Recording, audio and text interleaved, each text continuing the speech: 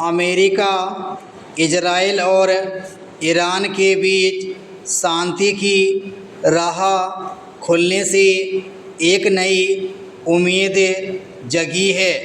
एक माह से अधिक समय तक बार पलटवार के बाद आखिरकार दोनों पक्ष 2 सप्ताह के युद्ध विराम पर सहमत हो गए हैं। ऐसे संकेत दिए जा रहे हैं कि शुक्रवार से पाकिस्तान के इस्लामाबाद में दोनों पक्षों के बीच समझौते को लेकर वार्ता शुरू हो सकती है।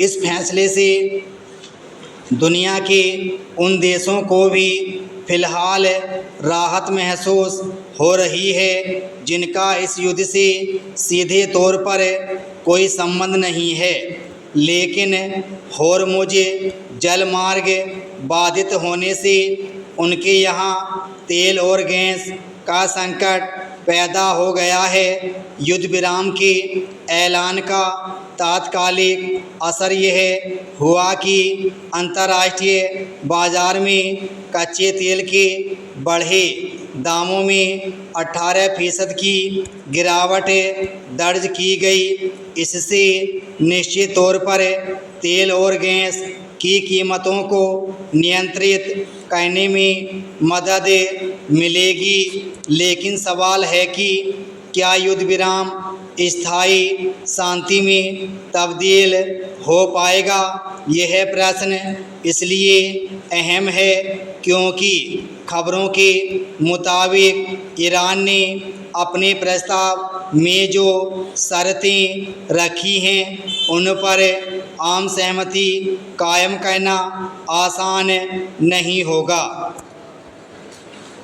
गौरतलब है कि अमेरिका और इजराइल की ओर से 18 फरवरी को ईरान पर हमले के साथ ही युद्ध का बिगुल बज गया था।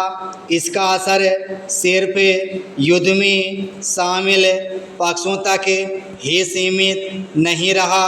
खाड़ी देशों को जहां ईरान के मिसाइल हमलों का सामना करना पड़ा, वहीं भारत समेत कई अन्य देशों में तेल एवं गैस का संकट खड़ा हो गया।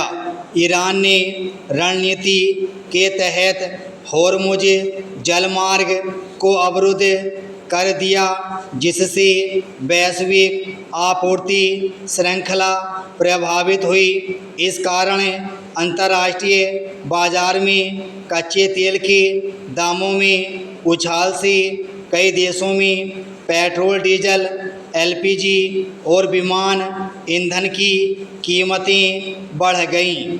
अब 2 सप्ताह की युद्ध विराम की घोषणा से कुछ राहत ज़रूरत मिलेगी, लेकिन उसके बाद भी हालात सामान्य रह पाएंगे या नहीं, इस संबंध में अभी अनिश्चितता बरकरार है। ऐसा इसलिए क्योंकि दोनों पक्षों की ओर से बातचीत की शर्तों को लेकर अभी कोई स्पष्ट जानकारी सार्वजनिक नहीं की गई है। समझौता वार्ता में किस स्तर के प्रतिनिधि शामिल होंगे, इसका खुलासा भी अभी नहीं किया गया है।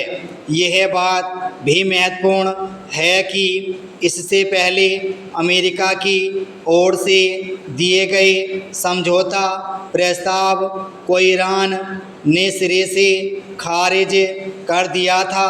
अब जिस प्रस्ताव पर युद्ध विराम को लेकर सहमति बनी है, वह ईरान की ओर से पेश किया गया है। खबरों के मुताबिक ईरान ने अपने प्रस्ताव में कहा है कि उसे यूरेनियम संवर्धन जारी रखने की छूट दी जाए, जो परमाणु हथियार बनाने के लिए अहम है।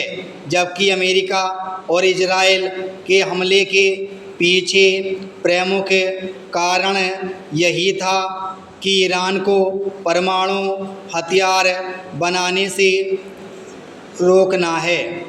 विराम स्टॉप।